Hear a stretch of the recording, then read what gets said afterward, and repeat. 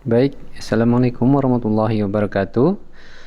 Ya, hari ini kita melanjutkan materi tentang matriks yang lanjutan dari kemarin. Kalau kemarin kita sudah membahas jenis-jenis matriks, determinan matriks menggunakan metode Sarus, kemudian menggunakan metode ekspansi kofaktor, dan dua soal yang kemarin saya minta untuk dikumpulkan di Spada gitu.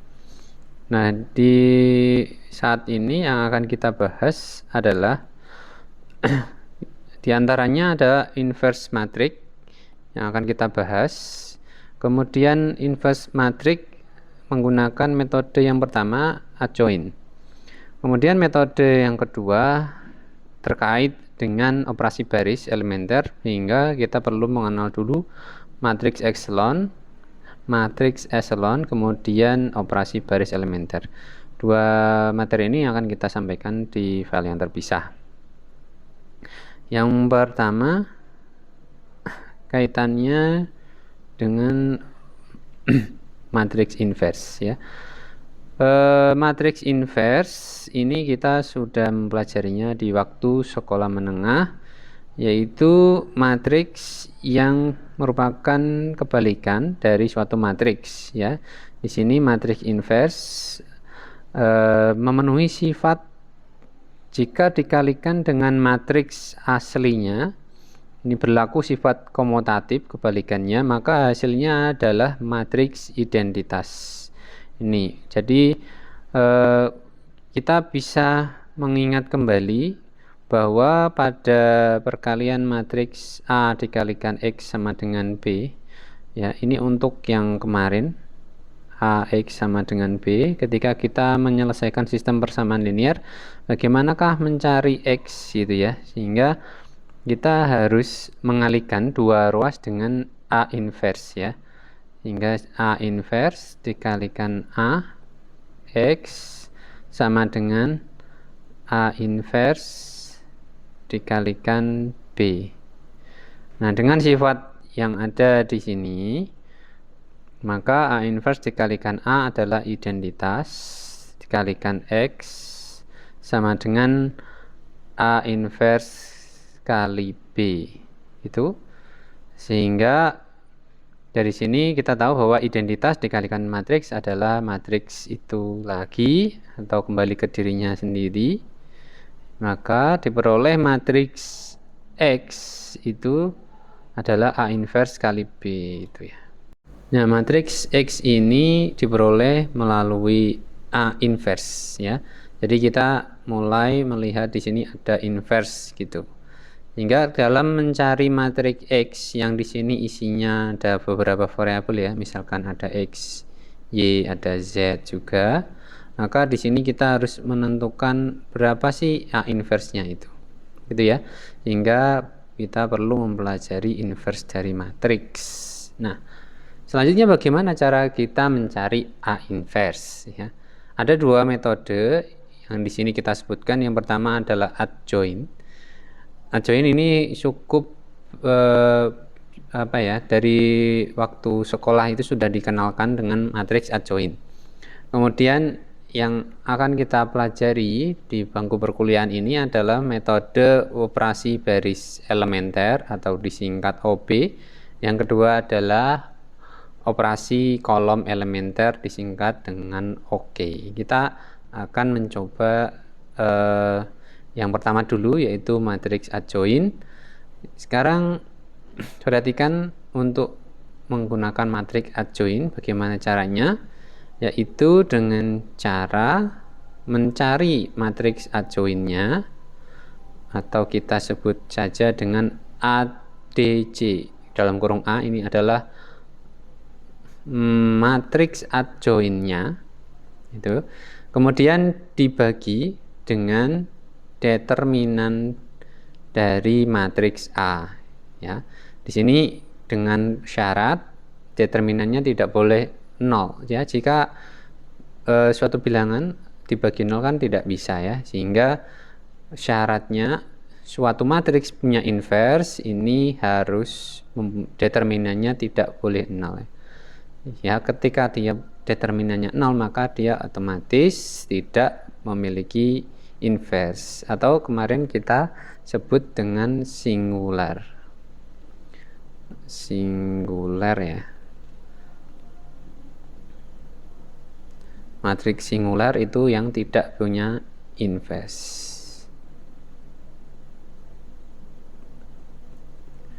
Kebalikannya yaitu non singular itu yang punya inverse. Itu ya. Ini kemarin kita sudah singgung di mana jenis-jenis matrik ya. Sehingga kita ini relevan ya dengan yang kemarin kita sebutkan di jenis-jenis matrik, yaitu singular dan non singular itu kaitannya dengan inverse matrik. Nah, di sini ada adjoint nih. Gimana caranya sih mencari adjoint? Nah, adjoint itu bentuknya nanti bentuknya matriks ya. Bentuknya matriks. Nah, kalau di determinan ini bentuknya adalah skalar atau suatu konstanta gitu ya. Kalau yang determinan kita sudah bahas kemarin, silakan bisa dilihat lagi video kemarin. Kemudian untuk yang adjoint itu adalah bentuknya matriks ya. Untuk mencari adjoint kita kembali lagi ke konsep matriks kofaktor. Di matriks kofaktor itu seperti apa? Kemarin kita harus lihat dulu ya. Kita masuk ke matriks kofaktor, yaitu matriks yang anggotanya berupa kofaktor dari suatu matriks. Kalau kemarin kita sudah mencari kofaktor, yaitu kita simbolkan dengan C. Nah, kemudian untuk matriks kofaktor itu kita susun kofaktor-kofaktor itu sebanyak anggotanya. Jadi misalkan 2 kali 2 yang memiliki 4 kofaktor, 3 kali 3 punya 9 kofaktor. Nah, berarti untuk 2 kali 2 ini akan memiliki 4 kofaktor. Apa saja? C11, C12, C21, dan C22. Ini kemarin ya kita sudah membahas ya untuk mencari C, yaitu dengan cara C11, berarti kan kemarin kita peroleh dengan cara negatif 1 dipangkatkan dengan 1 plus 1, ini diperoleh dari indeksnya ini, kemudian dikalikan dengan M11. Nah, M11 diperoleh dari mana? M11 itu dengan cara, masih ingat, menutup atau menghapus baris pertama kolom pertama ya. Baris pertamanya ini, kolom pertamanya ini, sehingga tersisa min 5, sehingga tinggal kita masukkan, yaitu min 1 pangkat 1 plus 1 adalah positif, M11 adalah min 5 itu ya, sehingga ini sesuai ya dengan yang ada di sini di slide itu. Nah, caranya sama juga untuk M12, M12, M21, M22 ya. Caranya tinggal menutup baris atau kolom yang sesuai dengan angka yang ada di sini ya. Angkanya berapa gitu. Nah, setelah kita bisa mencari masing-masing kofaktor, selanjutnya adalah memasukkan ke dalam suatu matriks. Jadi kita masukkan ke dalam matriks yang dinamakan matriks kofaktor ya. Matriks kofaktor ini kita simbolkan dengan K. Nah, ini agak berantakan ya. Kita tuliskan lagi, berarti di sini matriks kofaktor kita tuliskan dengan K, yaitu dengan memasukkan semua kofaktor yang sudah kita tuliskan ya. Jadi C11 urut saja, berarti C12, ini C21, ini C22. Jadi seperti yang ada di sini ya. Ini tapi agak berantakan. Kemudian kita masukkan saja hasilnya, berarti C11 adalah min 5, kemudian C12 adalah min 4, dan seterusnya kita masukkan saja hingga diperoleh matriks kofaktornya adalah min 5, min 4, min 2 sama 3. Jadi di sini cukup bisa diikuti ya. Jadi untuk nilai matriks kofaktor itu diperoleh dari kofaktor semuanya tinggal dimasukkan ke dalam satu matriks begitu. Kemudian matriks adjoin. Matriks adjoin itu, ini saya hapus dulu biar agak rapi. Nah, setelah kita memperoleh matriks kofaktor yang ada di sini, nah matriks adjoin adalah transposnya. Ya, jadi transpos dari matriks kofaktor. Jadi kita tadi sudah mendapat matriks kofaktornya ada di sini. Kalau ditranspos jadinya apa? Ya, tadi C11 sama C12 ditranspos menjadi di kolom ya. Jadi baris menjadi kolom, baris menjadi kolom. Nah, gini aja gitu ya. Jadi tinggal transpos dari sini. Oke, ditranspos. Jadi ditukar barisnya menjadi suatu kolom ya. Jadi min 5 4, min 5 min 4 menjadi ini ya, min 5 min 4. Jadi min 5 min 4. Kemudian min 2 3 menjadi min 2 3 di sini. Gitu ya, cukup mudah ya untuk mencari adjoin dari suatu matriks. Nah, sekarang ini ada contoh yang kedua untuk matriks dengan ukuran 3 kali 3. Tentunya untuk ukuran yang lebih besar nanti langkah-langkahnya agak lebih panjang daripada yang 2 kali 2. Jadi seterusnya ya, 4 kali 4 berarti lebih panjang. Nah, di sini 3 kali 3 kita tahu bahwa untuk 3 kali 3 punya 9 elemen, berarti nanti ada 9 kofaktor. 9C ya.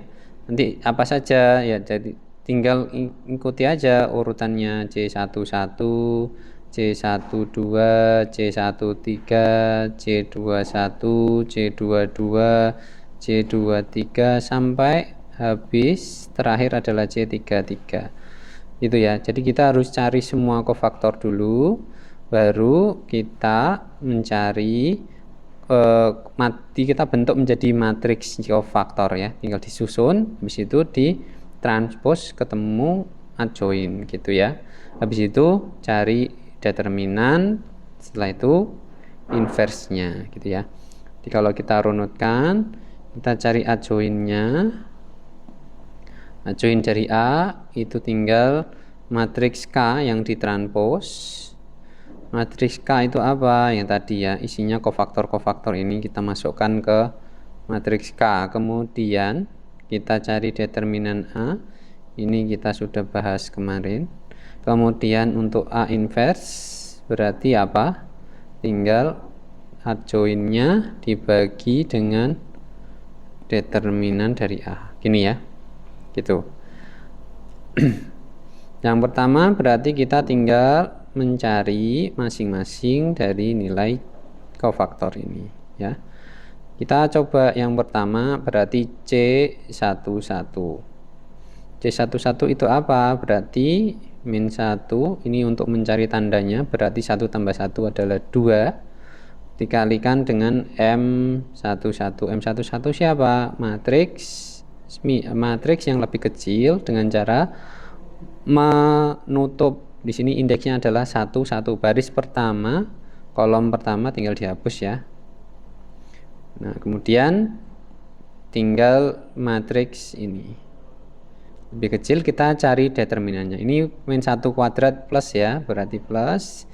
M-nya adalah determinan 3, 2, min 2, min 3. Itu. Determinannya berapa? AD min BC. AD min BC min 9 min BC. 2 kali min 2 min 4. Min 9 min 4 adalah min 5. Itu ya. Jadi Anda bisa mencari nilai C11 dengan cara seperti ini. Ini sudah kita bahas di determinan kemarin. Sekarang tinggal dilanjutkan saja mencari 8 nilai C yang lain ya. Sehingga Anda nanti bisa membuat matriks adjoinnya gitu. Oke, kita hapus dulu semuanya. Sekarang ini C11-nya adalah min 5 ya.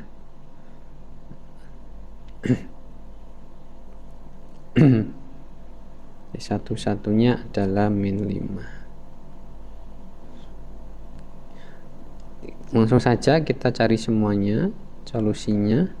Di sini ada C11, ada C12 dan seterusnya. Nah, di sini ada semua C tadi min 5. Oke ya. Di sini ada min 5. Ada 1, ada 4, ada min 2, ada 0. Ini semua matriks semua kofaktor. Setelah semuanya kofaktor ada, langsung saja kita cari adjoinnya, yaitu transpos dari matriks kofaktor. Ya, ini langsung saja bentuknya ini sudah ditranspos ya, yang ada di sini, sehingga yang dimasukkan bukan C11, C12, C13 tapi C11, C21 sama C31, tinggal dimasukkan. Ini sudah bentuk K transpos ya, sudah ditranspos, sehingga diperoleh ini. Tinggal mencari determinan dari matriks A. Ini menggunakan ekspansi baris pertama ya, ekspansi baris pertama ya. Jadi pakainya adalah 11, 12, 13 gitu ya. Nah, kemarin untuk yang tugas-tugas kalian itu ada yang pakai sarus, ada yang pakai ekspansi kofaktornya.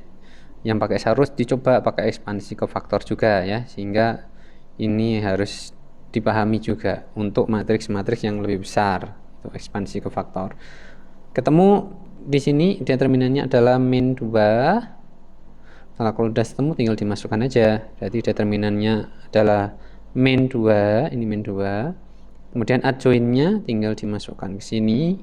Akhirnya diperoleh seperti ini, perkalian skalar ya. Min setengah dikalikan min 5, 5/2, min setengah kalikan 4. Maaf, min setengah. Oke, gitu ya. Ya, begitu. Jadi kita sudah bisa menentukan matriks A inverse gitu ya. Nah, kemudian untuk metode yang kedua akan kita bahas pada slide berikutnya, slide materi yang lain, itu tentang echelon dan operasi baris elementer gitu. Untuk latihan ini sebagai tugas, Anda bisa mencoba matriks 4x4, carilah inversnya berapa ya. Misalkan ini A, berapakah A inversnya ya. Di sini ada variabel P ini silakan Anda yang memiliki NIM digit terakhirnya berapa, itu untuk mengganti nilai P ini ya. Misalkan berarti Anda NIM 52, berarti P-nya diganti 2 gitu ya. Jadi sesuaikan dengan digit terakhir dari NIM Anda masing-masing gitu. Gitu, ini untuk inverse. Jadi kita dapat inverse untuk metode adjoin. Silakan ini bisa dicoba, nanti dikumpulkan di Spada. Silakan, nanti kita lanjut ke materi kedua, yaitu menggunakan matriks echelon dan operasi baris elementer gitu ya.